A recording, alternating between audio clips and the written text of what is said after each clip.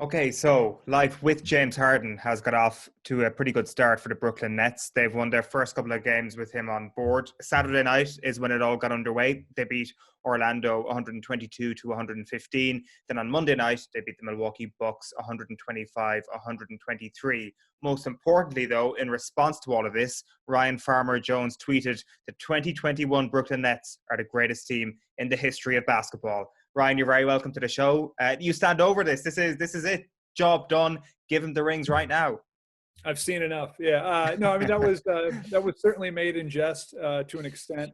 The response after two games has been, understandably to an extent, wow, these guys are really, really good. And it's really what you suspected or feared, depending on your rooting interests. As soon as that trade was announced, that there probably aren't two guys in the NBA who you're more afraid of isolated as scorers than those two. As a defender, neither of those guys is really is able to be defended if they're hot, if their shot's falling, if they're in a rhythm. There's really nothing you can do. They're just both too good.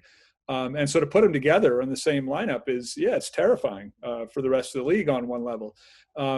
Whether they can sustain that, when Kyrie Irving comes back, whether they can make that fit work on the court, and also what the locker room dynamic will be. Kyrie is a guy who has had some issues and challenges and distractions, particularly lately. He's doing a lot of incredible work off the court, social justice work, but on the court there have been a lot of questions, valid questions about his focus and his sort of commitment levels. So how that's going to work out when he's back, which I think is supposed to be back for their next game, is really remains to be seen. But just as far as having two guys as good as Harden and Durant on the same roster, they're excited to be playing together, and I think they know how good they can be. So it's a pretty scary sight. How has it worked from the point of view of the two superstars so far? Who's getting more of the ball? Has there been any changes to how, say, Kevin Durant has actually been playing? Not really. I mean, it looks, again, it's early days, but it seems like the sense is that, they did play together in Oklahoma City. It was a long time ago, I guess 8 years now, but they know each other well. They obviously like each other and like being around each other and like the idea of playing with each other. And I think one thing that, at least thus far, makes sense is that they're not worried about, number of touches, number of shots. I think they're both high volume guys. They're both guys who are used to shooting a lot. But I think they're both happy to see each other have big nights, and more often than not, they'll probably both have big nights together. If nothing else, you can just run them off pick and rolls with each other, and the rest of the guys on the court can kind of set screens and rebound if necessary. And the two of them can really carry most of the scoring load most of the time. So I think that won't be an issue. I don't think it'll be a question among the two of them of enough opportunities, or one guy, if another guy's having a really hot night, the other guy, maybe taking fewer shots. I don't think that'll be the issue with just the two of them. It'll be when Kyrie comes back, how does that change the dynamic on the court? And the other issue is going to be, obviously the depth of the rest of that roster, defensively when they come down, particularly in the playoffs against teams with good big men. The Lakers obviously are going to be prominent there. The Nuggets, if they face the Nuggets, the Sixers with Embiid. There are still question marks that they're going to have to answer. But at least right now, the balance between the two of them, there's no reason to think they can't make that work at a high level. If we stick with the shooting element of things just for the time being, how big an aspect is Mike D'Antoni to this whole thing? Obviously, the Rockets love to play a style of play which was based on shooting all the time, and there was a little bit of a culture war between themselves and Golden State when it came to those big playoff encounters that they had. Is this a big fingerprint that we're going to see from him on this team when we see the big three shooting a lot?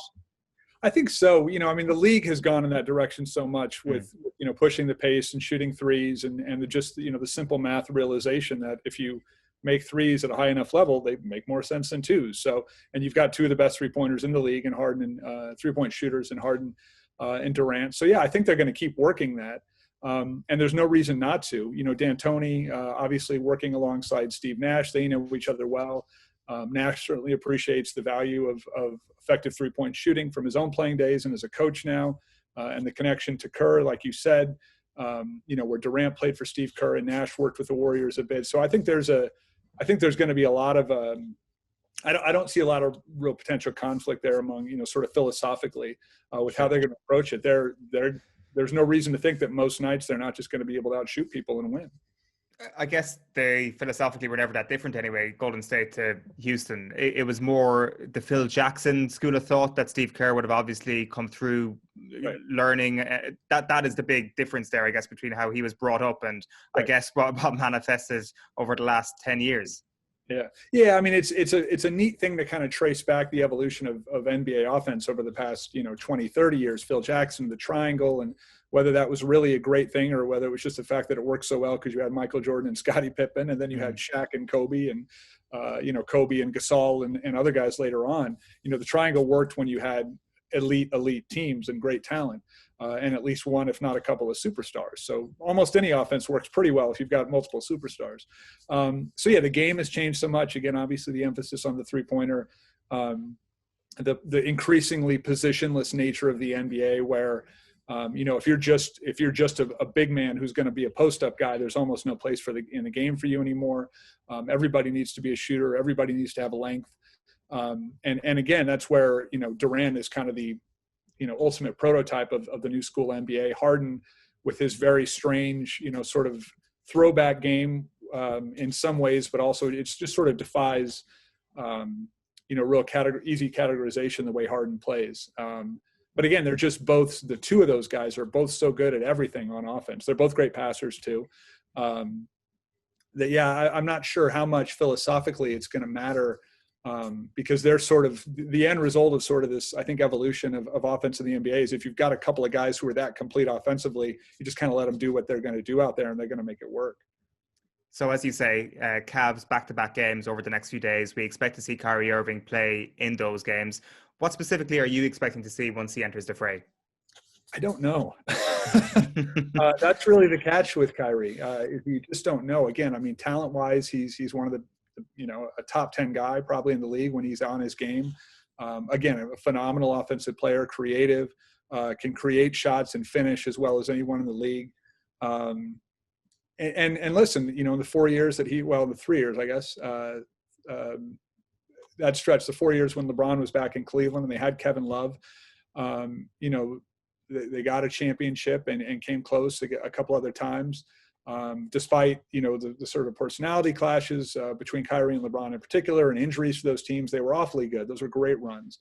But it was clear when Kyrie was in Cleveland and certainly when he left that playing alongside a guy like LeBron and the shadow that LeBron casts over pretty much everyone he plays with just because of how good he is was not something Kyrie was comfortable with. And there was word going back to when LeBron announced going back to Cleveland all those years ago now that the Kyrie's first response was, off the record, not out in public, but was that, I don't think people are wrong if they think he's going to come here and it's going to be his team.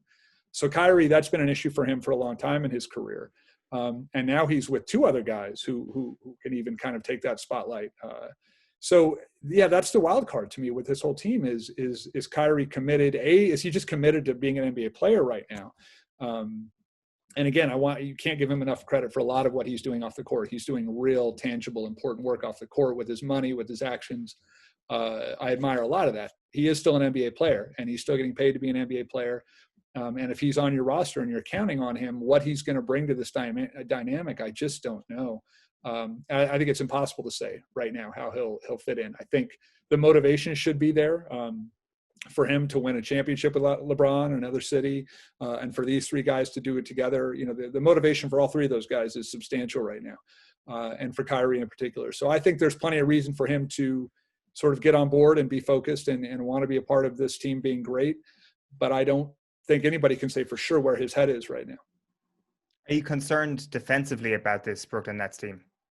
Yeah, that's the thing that people said right away is, lack of depth, obviously, and then lack of interior defense are going to be the things that they're going to have to get over, particularly in the playoffs. And I think you look at, Philly in the East, obviously with Embiid, if he's healthy, it's not clear if they're going to be really an elite team, but they're not far off. Boston could give them some problems there, although I'd imagine they're going to be able to outshoot the Celtics. But then if they get back to the finals, or if they get to the finals, and if the Lakers are there again, how are they going to defend that team in the post? Again, can they just outshoot them enough that it's not going to matter, or is that going to be finally sort of the Achilles heel for this team. And I think that's going to be fascinating to watch as the season goes on. Again, particularly in the playoffs where it's all about matchups, over the course of, a 7-game series. That's where if it's going to be exposed, it'll be exposed. Do you expect them to dip in and make a couple of more trades happen between now and the trade deadline to ensure that does happen? Yeah, I mean, that's the catch is that, what they've got left to offer anybody else is limited now, obviously. So that's going to be the hard thing. Free agency, same thing. It's going to be tough. This whole season is such a wild card given the impact that COVID's been having on the NBA. The bubble last season was managed so well. And they made the decision to this year try to go for it. And, obviously they've altered the schedule a bit, but they're still trying to, have guys travel and let the league happen, in the way close to the way it would have normally happened without this pandemic. And you're seeing a lot of teams get hit now and, some postponements and things. And so, sort of that wild card hangs over everything now. But if this Nets team can manage, if the league can manage to get through that, and then if the Nets can manage to just sort of maximize what they've got, it's hard to see them adding a lot right now, like I said, but if they can maximize what they've got. And again, if Kyrie can fit in with Harden and Durant, they're very, very scary. So not quite the greatest team in the history of basketball yet, but if you had to call it the greatest team this season, are they going to be champions? I think it's too early to predict. I think the Lakers are the favorites until someone can prove otherwise. But I think they've got a shot. I think they're absolutely going to have a shot. Again, Kyrie is the wild card, absolutely, and then their defense down the stretch. But you can't, again, the nature of what the NBA has become, the emphasis on shooting, on three-pointers, and on offense generally. And they've got from the bench, the coaching staff, obviously, Kerr and D'Antoni, and then certainly with these two guys on the floor, offensively, they're as scary a team as you'll see. So will that be enough? It might be. It might be. And it's going to be fun. Back-to-back games against Cavs, midnight there in Cleveland. That is Irish time. And then Friday night, Saturday morning, 12:30 Irish time for the second of that 2-game spell. Ryan Farmer Jones, it's always brilliant catching up with you. Thanks a million for taking the call. Always. Thanks, man.